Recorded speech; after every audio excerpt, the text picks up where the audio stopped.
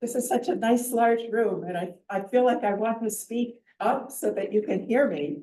Does it sound like I'm yelling at you or no? Okay, fine. Great. So our Torah portion this week is Bahar. Usually it's, well, it really depends upon the year. This year, it's by itself. Many times very often it's paired with Bechukotai, the last two portions of the book of Leviticus. And this week we're by ourselves here. And I want to share with you three commentaries that are based on our Torah portion. The first one is from Rabbi Dr. Arthur Green, and it's really it's a wonderful commentary midrash and how he makes his way, connecting one piece to the next to the next.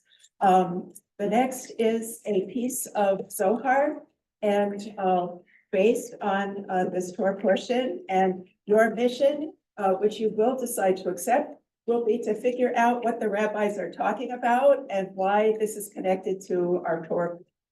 And then the third piece is a sweet commentary by a Rabbi Brooke, I believe.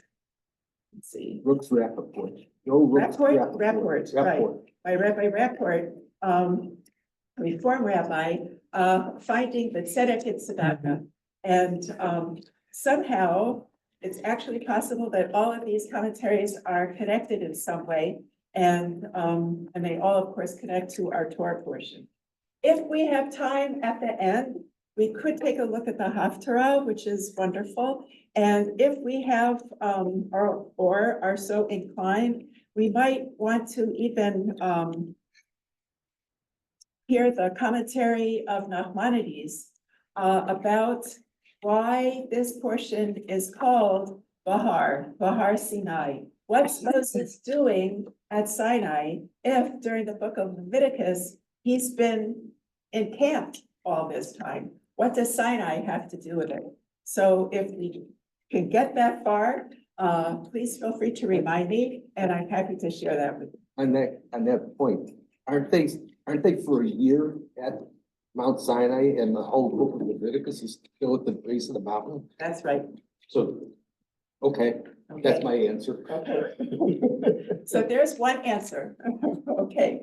Okay, so I apologize ahead of time for the size of the print. I had sent something that was much larger, and I'm sure the office wanted to make use of less paper. So it is kind of tiny, and so we'll do our best. And if you have to hold it far away or up close, please feel free.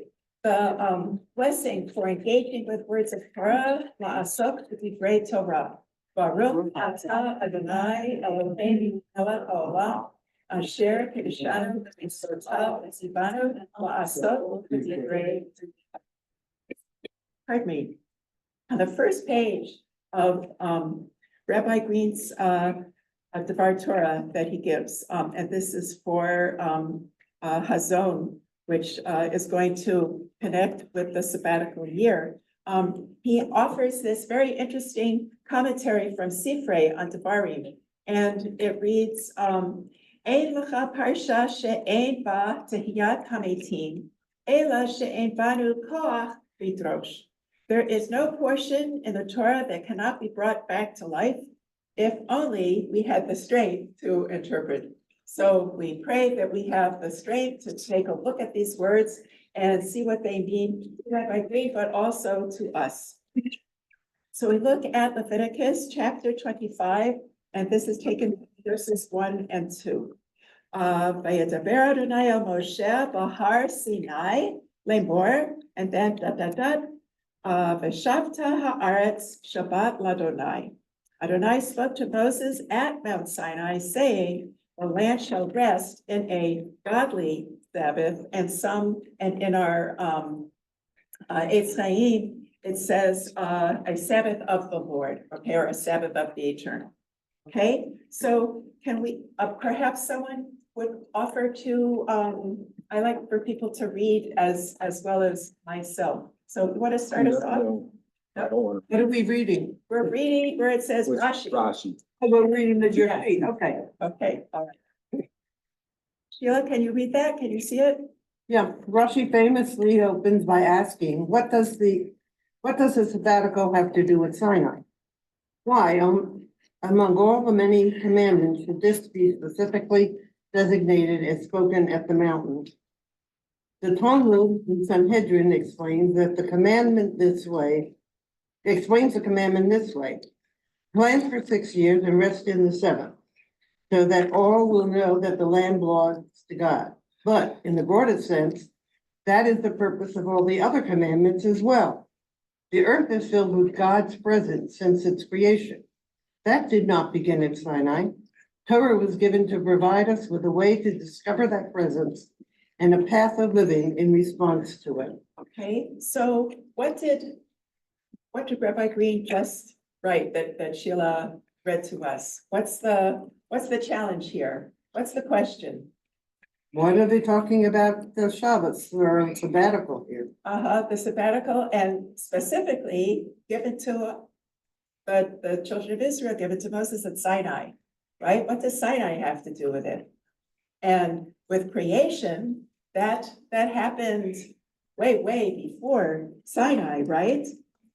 Earth is filled with God's presence since its creation. That did not begin at Sinai. Torah was given to provide us with a way to discover that presence and a path of living in response to it. So Sinai is, as we're preparing to celebrate in, let's see, today's 32. So we have how many more days to go till Lag BaOmer? Oh, Shavuot. Shavuot, right?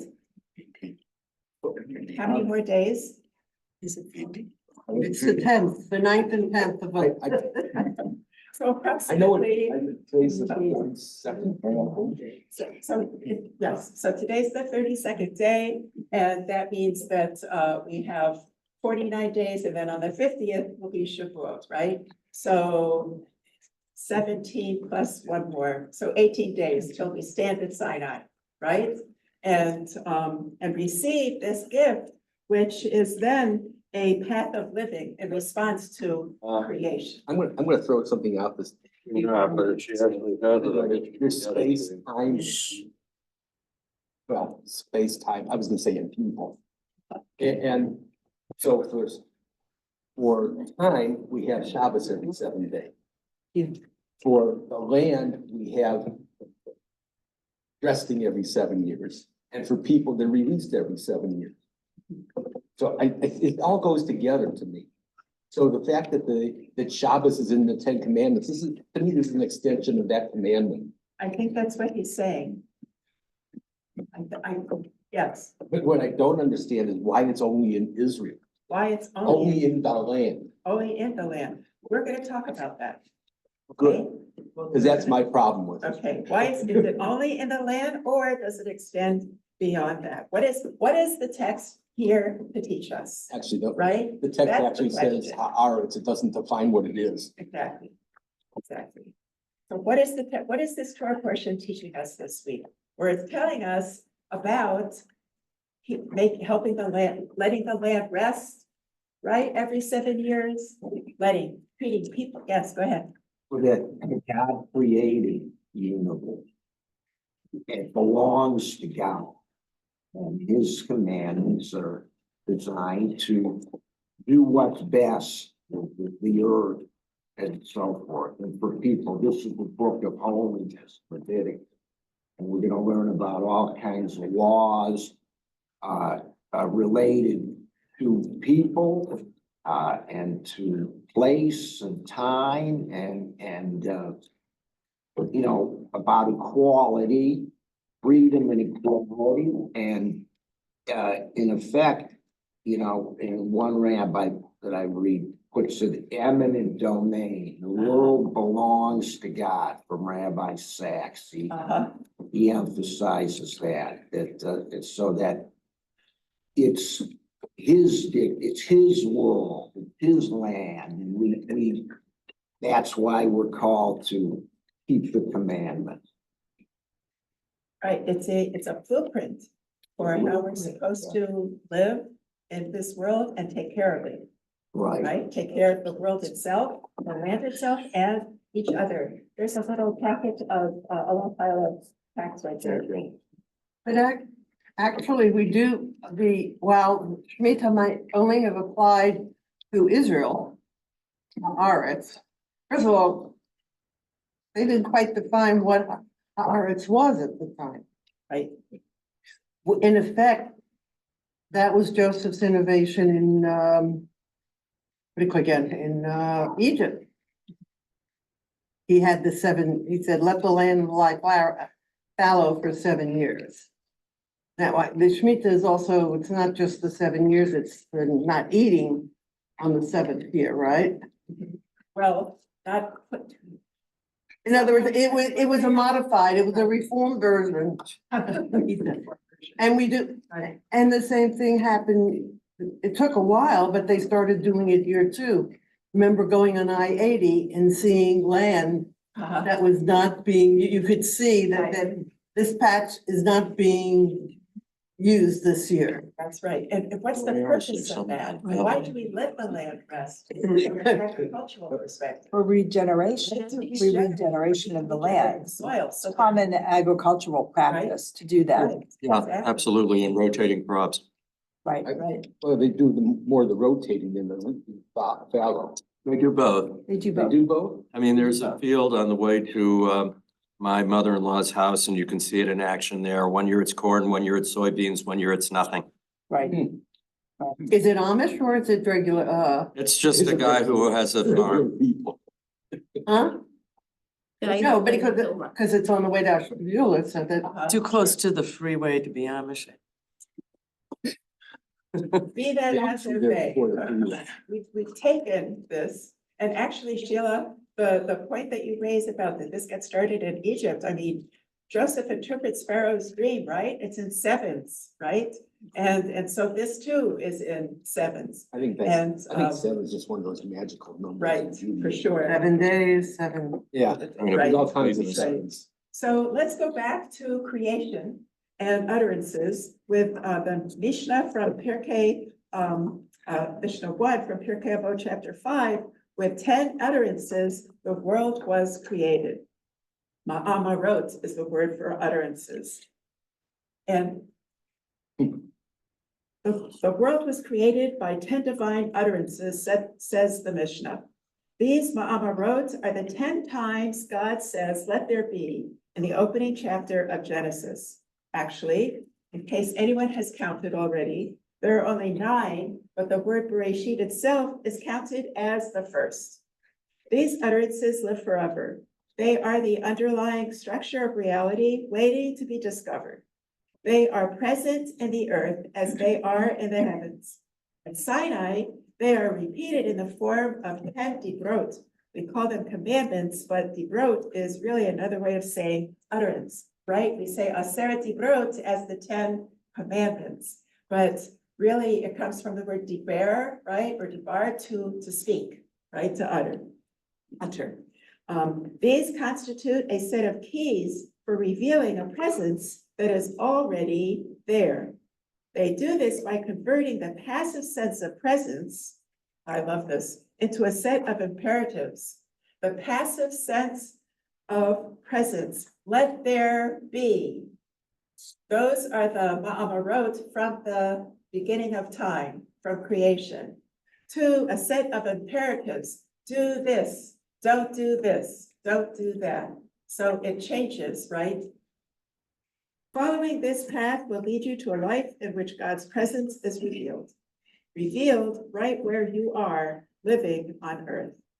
The sabbatical rule takes Shabbat, the most distinctive practice of Jewish living, and applies it to the land itself. What better way to teach that the whole earth is filled with God's glory? And that's from the Psalms, which we'll take a look at as well. It is true that the Torah applies the sabbatical only to the particular land that Israel is about to be given.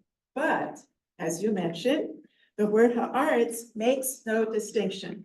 The prophet's proclamation of God's glory, Melo Chol Haaretz Kavodo from Isaiah, does not refer only to the land of Israel. Neither does the psalmist's earth, Haaretz, and its fullness are God's. Our call to treat our particular land this way is paradigmatic, teaching reverence for the earth as a whole. The land of Israel, the spot Enid teaches, becomes an exception to the category of lands in order to teach us about the holiness of all land, of the very soil itself. Torah has no more important lessons for our generation. We need to understand that this one comes from Sinai itself. So as you were mentioning, so it starts, and even certainly from a traditional rabbinic Jewish perspective, everything starts and is in the land. Even creation, when you look at ancient maps of where the center of the earth is from a Jewish perspective, the little belly button is Jerusalem, right? That's where it begins, and everything comes out from that. And that's what Rabbi Green is saying here, and bringing this, bringing both of them to bear, that this land becomes a model for how we are supposed to treat the land and people wherever we find ourselves. Right, so it has universal significance. Judaism is both particular and universal. Yes, and an ideal world, Creation right? is universal, applies to everyone. Yes, And, Rosh Hashanah, Yom Kippur are universal holidays, right? Where Sukkot is both universal and particular. why would you say Rosh Hashanah and Yom Kippur are universal? Yeah. Wait a minute. No, yeah, well, Rosh Hashanah It is celebrates the birthday of the world, right? right? But So- then we focus on ourselves individually within a Jewish frame to be the best that we can be.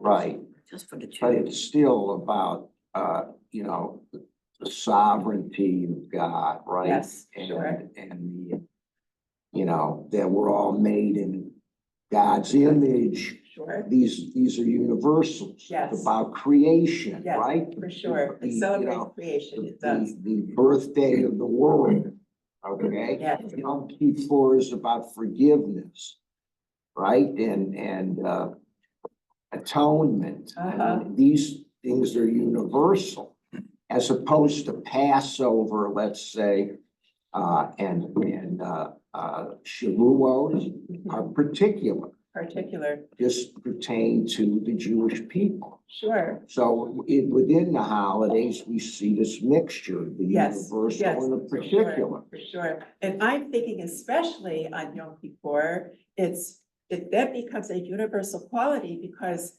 on the Shemitah, on the Yovel year, on the 50th year, ba, ba, ba, the shofar is blown Right. on Yom Kippur. And that's the clue to release. And we'll talk about that as I well. think Sukkot is a kind of a mixture, because you got the Yes. 4 kinds, right? Yes. And the need for rain and so forth, sure, and which which affects was not just this everyone place, is but- dependent on that. Right. Yet we live in a sukkah for 7 days, right? And we wander in the desert. Those are We call particular, it- Yes, it's a people. right? For sure. Thank you. Thank you. Let's go on. You talked about the belly button being, thinking about the concentric circles, then until we deal with Shemitah in Israel, we can't deal with the rest of the world. And it was meant to be the whole world. Yes, yes. There's a comment in our book about how to observe the Shemitah year in Israel, actually, which we can also take a look at. Okay. Pardon me. Number 2, at the top of page 2. Someone to read from Leviticus? Read it. The land Sabbath during which you do not eat of it includes you your manservant, your maidservant, your hireling, and the stranger who dwells with you. It shall be fodder for your cattle and the wild animals who are in your land. Should I continue? Yes, thank you. Okay, this very thorough listing means that the land is to be free from any human manipulation by Israelites or anyone else who is in their charge. It is to revert to its truly natural state as it was before it was transformed by humans living upon it. One has a feeling that the land itself here is personified. It too has a right to rest. The modern return of Jews to the land of Israel brought about a need to evade the laws of the sabbatical year. It is claimed that a contemporary economy could not survive such periods of abstinence. Various halakhic solutions are offered to enable this negation of the Torah's command. Only the most strictly pious continue to attempt to observe it. But, One more to bring us home. okay, but what should be kept in the spirit of Shemitah? A great seventh year dedication to preserving the resources of the earth seems to cry out for fulfillment. We should find a way to extend this beyond the borders of the land of Israel as well. So especially in this time, in this day and age, as they say, you know, we are, the idea is to let the land rest. But there seems to be a question inherent in this. If the land rests and you're not supposed to eat from it, where is the food going to come from? Egypt, Joseph saved it. Right? Where the idea is that, and it, God will provide in spite of you not doing it. right, God will provide. Last year will have been a double crop, so to speak, so that we have enough in our storehouses in order to eat through in the coming year. There's a sense of faith here that is important to have to make Is possible. this possible, right? So I may be jumping ahead here a little bit because I didn't read ahead, but I think it's interesting in that context, the faith context, that one of the reasons for exile that's given is you didn't let the land rest. So it's going to catch up on its rest while you're out of it because it'll be desolate. Right, And then the prophets say, but the cities that were desolate will be rebuilt and what was called ruined will be called whatever, you know. right. I don't have the That's words, but the Haftarah, right? yeah, so I think that's an interesting context because one does read that, you know, there are certain, I guess maybe they're moshavim, I'm not really sure, that will set aside a Shemitah field, but it's a little more symbolic because the rest of the fields are still being planted. So And maybe you're having a fallow field, but it's for an agricultural reason as opposed to a faith reason. Right, So Right. there's that tension. sure. On page 739, in the Eitz Chaim, at the bottom of the page, one of the little gray section, Mhm. halakha l'ma'aseh, in other words, this is how we do it, where it says you shall not reap. Restrictions on working the land and purchasing agricultural produce during sabbatical years refer solely to the land of Israel. Some still observe these restrictions in Israel today. The Bad Halakha Law Committee of the Masorti conservative movement in Israel has ruled that in modern times, the laws of the 7-year produce, Shemitah, are neither biblically nor rabbinically required, but are considered a midat chasidut, an act of piety. The VAD recommends that kibbutzim observe some of the Shemitah laws by letting one field lie fallow as the Shemitah field, and that they give a percentage of their income to the poor, because that was the original purpose of the law. And I think that this is what underlines all of this. There's certainly the faith part, but it's really not, you know, if this is how we're supposed to treat the land, how much the more so should we treat other people as well, right? Mhm. And to make sure that they have what they need to have. this act of righteousness, right, of tzedakah. Sure. On some of the cans, I think they will write down something about this was not produced during Shemitah, because there are people, I know my nephew observed it because it's written in the Bible.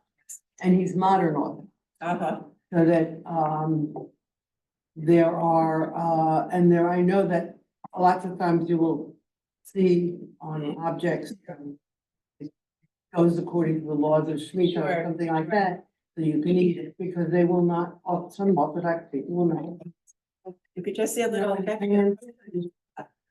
Can I ask a technical question, the seventh year itself? I mean, Well- I think it, as I can think of one of two possible answers, and there may be more, but a lot of things get lost during one exile or another, or one oppression or another. But one of the things that doesn't seem to be lost, even though we couldn't observe it, is which year is the Shemitah year. So did somebody, or did large groups of people just keep counting despite the fact that they couldn't observe it? So that you would know what's the seventh year and what's the Jubilee year? Or did they just start over at some points? I think that at some point, there's been pardon me, an established starting point for counting the years, what year we're in. And I would imagine that that the number is either based on that rabbinic starting point, or someone said, okay, let's start counting. So that's a third and maybe better answer. If we've got it, if Hillel II gives us a set calendar, maybe that calendar already tells you what the Shemitah year is. Okay. Okay, number 3. Leviticus 25 makes a 50th year holy and proclaim freedom of the land for all who dwell upon it. Time for the Liberty Bell. The Jubilee is total, embracing everyone. Israelites, male and female, slaves, Israelite and foreign, strangers, sojourners, everyone. Who might we include today? Illegal immigrants, prisoners, victims of domestic abuse, victims of cults, victims of internal enslavement, including addictions. Where does all those who dwell upon it end? Nowhere is the answer. Jubilee is a call for radical liberation for all who dwell upon the earth. We cannot and will not fully enact it in our world, but the loud shofar blast that calls for it should ever be ringing in our ears. But it is such a liberation for you as well. The sabbatical returns the earth to Adonai. The Jubilee calls for a return of the self to its source. That is the harder task. That's where we get into a more internal, spiritual, making connections. But you know, it's interesting when you just reading that,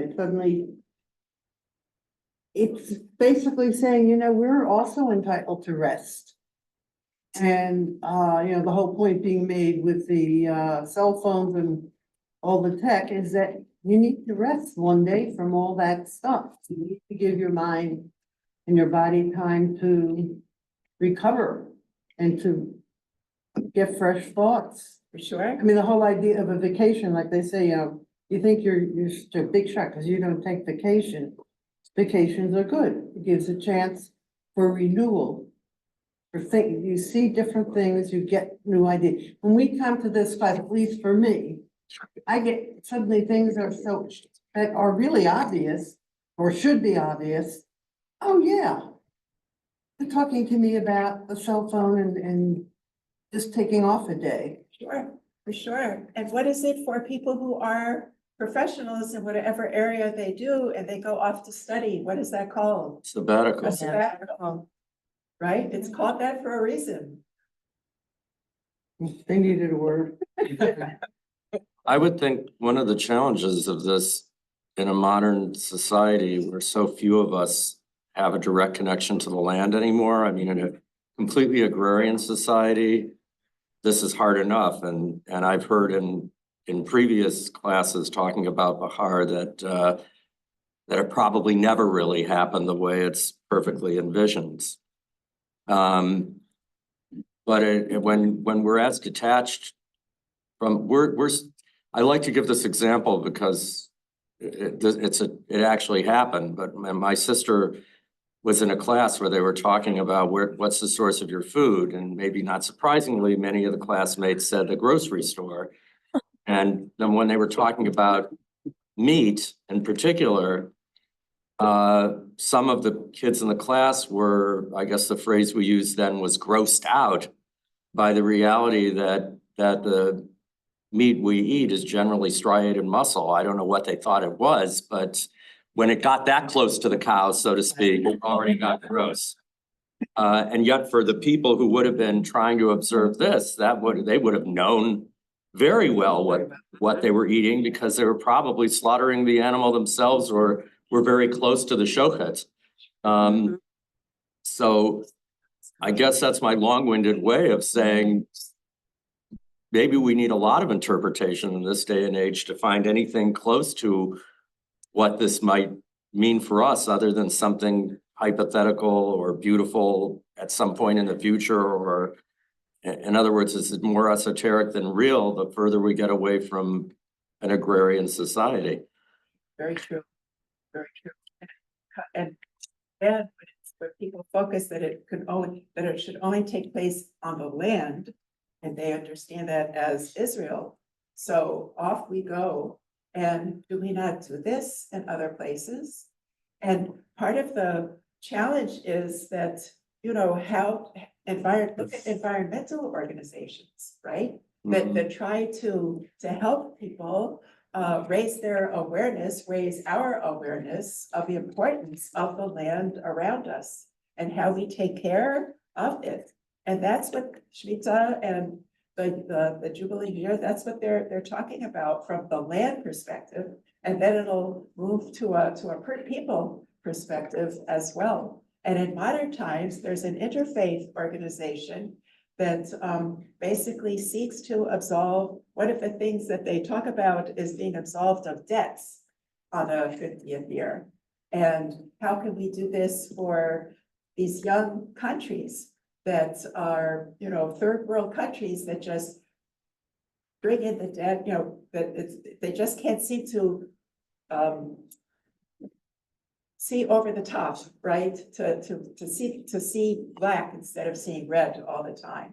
And there's this organization that is pushing for absolving certain countries of their debt so that they can move forward and try to create a state of being and support for the country itself. I'm sorry, it's not the words that I want to use, but there are some places and you'll figure them out. I appreciate that. Yes. Very clear. And this Jubilee year, and we're going to see it in this next line where the land shall not be permanently sold because the land is mine. You were strangers and sojourners with me. This goes back to the idea that the land and the earth and everything belongs to God, so that there should be a rebalancing in the Jubilee year, right? In other words, someone that was, temporarily impoverished for whatever reason shouldn't be permanently deprived of the land, so that in that 50th year, that person that lost the land for whatever reason could purchase it back if he has the funds, okay, or if he has a relative or friend or whatever that can help him redeem that land. But the opportunity for redemption, and that's a big word here, right. Redemption in the sense of purchasing back, redeeming, is a way of offsetting this disadvantage, so that person shouldn't be permanently disadvantaged, right? Exactly. Okay, so it's amazing that we see this in the Torah, in Leviticus, Okay, because it's, again, it's all about holiness. It sounds so utopian. Yes, Because it exactly. certainly is. I mean, It is. the difficult, there are so many difficulties, not the least of which in the, even look at modern Israel. How many people,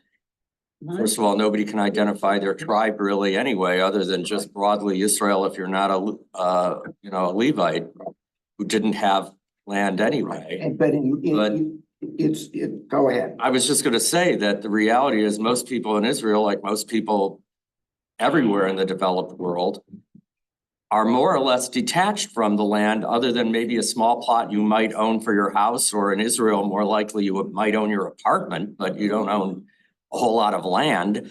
What does that mean for those people? It must mean something a little bit different in the modern world. Plus, and I think we tend to lose sight of this, but if you study social history, you get at least a little, maybe tiny insight into this, which is that in an era before modern medicine and modern food science, one of the things that allows a family to not have to divide up that little piece of land into such tiny slivers that they're impossible is that people didn't survive.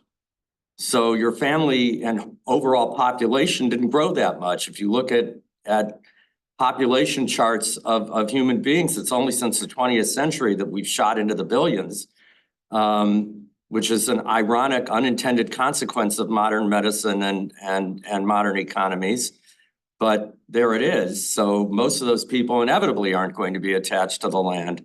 So this becomes more and more theoretical, it seems, as time goes by. And I'm not trying to throw cold water on it. I'm just But it is. framing it in is. the reality of our Right. times. But this concept of freedom versus equality. I mean, this is something that we're dealing with all the time, right? I mean, you can't have total freedom and total equality at the same time, right? If you have a free market economy, laissez-faire economics, okay? Some people are gonna lose out, are gonna be, are not gonna be able to keep up to create wealth for themselves, and others do. So, there's this tension all the time.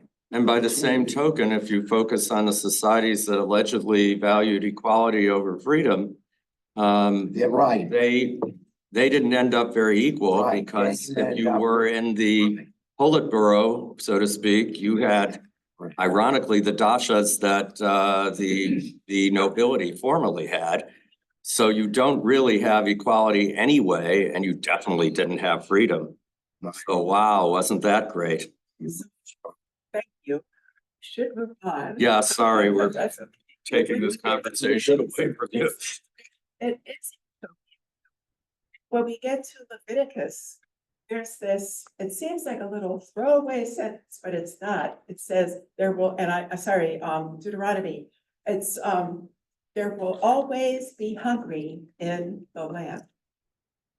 So there's a sense of reality by the time we get to Deuteronomy that, try as we might, right? We want people to be as free and as redeemed and have their own property as possible, but it's not going to necessarily be that way all the time. And so we do have to that's why we have these social institutions, right? That's why we have this concept of tzedakah. And it's not charity. It's the idea of tzedakah is Doing the right thing. It's righteousness, it's doing the right thing. It's another word for justice. It's Right, Right. that's why we have messianic concept of the end of days. Of Right. A time when, no one has more power or wealth than very anyone. true. But, Very true. it's utopian. Well, We didn't dwell on Kind it. of saying that the discussion that Ivan and I were having that you brought us back from, thank you. And you're right, I'm sorry, we got a little carried away, but that's the tension, isn't it? You have to have an ideal and you have to have something to strive for, and you have to have mindfulness. I mean, we're composting now because after years of throwing plastic away we suddenly realized, and this isn't even the land per se, it's the seas, that we're filling the oceans with plastic that doesn't biodegrade, and it's messing up ecosystems we didn't even know we were messing up. Now we know. So I guess part of what this is saying is try to be aware. Yeah, but Exactly. God bless Rabbi Green. Okay, we're gonna move forward and, What page? just mention that the land shall not be permanently sold because the land is mine. You are strangers and sojourners with me. So what does that mean? Here we have a great, wonderful midrash by the, it's a Hasidic teaching. I think it means that we are only here temporarily, but God is here permanently. It's his land. It's God's land, that's right, and there's another way to think We're about it, at sojourners, the top of just like page when we 3. sojourned in We're Egypt. sojourner, We're yes, even in Israel, we're on the for sojourn. sure, top of page 3. For you are strangers and sojourners with me. I once heard from, and this is a Hasidic tale, I once heard from a wise person a comment on, I am a stranger on the earth. Do not hide your command from me, from the book of Psalms. We know how things are. The ger, he is understanding the word both as convert and as stranger.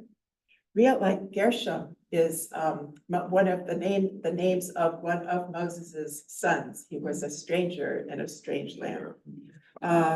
Really has no one to attach himself or to be close to, telling them everything going on in his heart. He has no true friend, neither Jew nor Gentile. But when he meets another ger, each of them tells the other everything, all that is happening. So what does it mean to be a sojourner? Now we're talking about being on one's own and not having anyone to be a fellow traveler with, right? We know that the Blessed Holy One is like a ger in this world, with no place for his glorious presence to dwell, since there are so few who really know how to call God forth. This is what King David meant by praying, I am a stranger on the earth. I too, he is saying, do not want to dwell on this earth. I am only a stranger here. Therefore, do not hide your command from me. Like one ger finds another and tells him everything that is in his heart. This is the hidden meaning of you are strangers and sojourners with me. When you are like strangers in this world and sojourners, read as residents of the coming world, you are with me, with God. I too am a stranger in this world, so surely I will not hide my command from you. In other words, there's this communication between us and God, between us individually and God. This is a command. They seek a command, and I wonder if they're even thinking of it as an utterance, right? As God's speech. So this seems to be screaming out that God is lonely in this world, right? And Rabbi Abraham Joshua Heschel talked about this in his book, God in Search of Man. So it continues. And this is not from Rabbi Green, but as I read Rabbi Green, I just could not help but think of Rabbi Heschel's word in the middle of the page. The mysterious paradox of biblical faith. God is pursuing man. It is as if God were unwilling to be alone, and he has chosen man to serve him. Our seeking God is not only man's, but also God's concern, and must not be considered an exclusively human affair. God's will is involved in our yearnings. All of human history is described in the Bible, as described in the Bible, may be summarized in one phrase: God is in search of man. Faith in God is a response to God's question.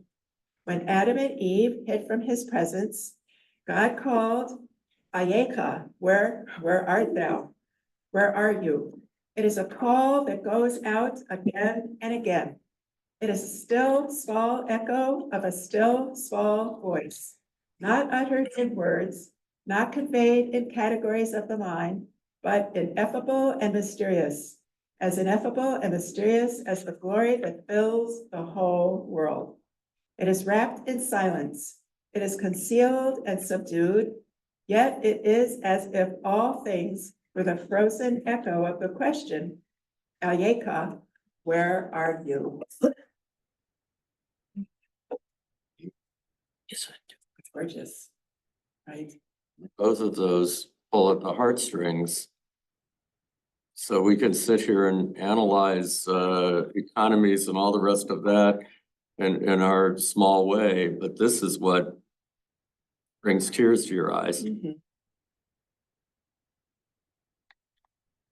This is what underlies all of this, right?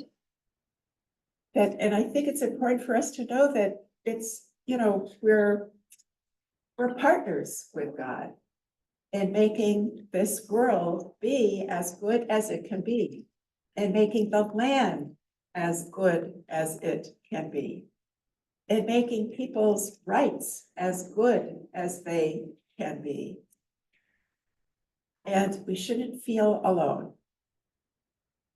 We should know that we have each other, and we should know that in doing this, we are God's partners, and God is in, as they say, the details, but God is in the actions, right?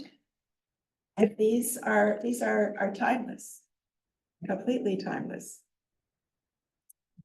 It was a nice sized packet for an energetic morning, and there's still so much to read. If you want to keep it and read it to go on, I encourage you to do so. I have one, I want to end with the Rabbi Nachmanides, the Ramban, his interpretation of how we got to Sinai, okay?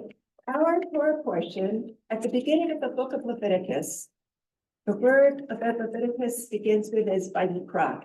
God called to Moses from the tent of meeting. So we know that, the whole book of Leviticus is taking place in the tent of meeting that was just put up in place at the end of the book of Exodus. My question was, when I read this a number of years ago, wait a second, why does this start? The Lord spoke to Moses on Mount Sinai. Is this back? Are we going back in time? Oh, by the way, let's tell you this. And, it certainly could be, but why here and why now? It seemed to me that it didn't make sense, but why, God was in the tent. What's God doing at the top of Sinai? So the Ramban had this question also, which I thought was very exciting. And this is how he answers it. At the top of Sinai, if we think of the mountain, we have the people at the base of the mountain. We have Joshua and some of the leaders in the middle of the mountain. And we have Moses and God talking at the top of the mountain. If you bring that down and take a look at where the tent of meeting is and how it's structured, you have the open court where all the people are, and you have the special area where they do the sacrifices and where some of the leaders are. And then you have right in the middle, Kadosh Kadoshim, the Holy of Holies, where God is. Sinai, tent. Sinai, tent. So for Nachmanides, it was one of the same. And as time has gone on, I've thought about that. And as you go into the sanctuary today or any other time when you go in, think about how the sanctuary is set up. You have an area where everyone sits. You have the Torah desk and the two tables where the service is led from. And then you have the Holy Ark where the Torah is. Sinai, tent of meeting, sanctuary. There seems to be a similar, very, very similar structure here. Right, and Again, that just tells us and underscores the sense of the presence of God wherever we find ourselves. Shabbat shalom. everyone. That was good.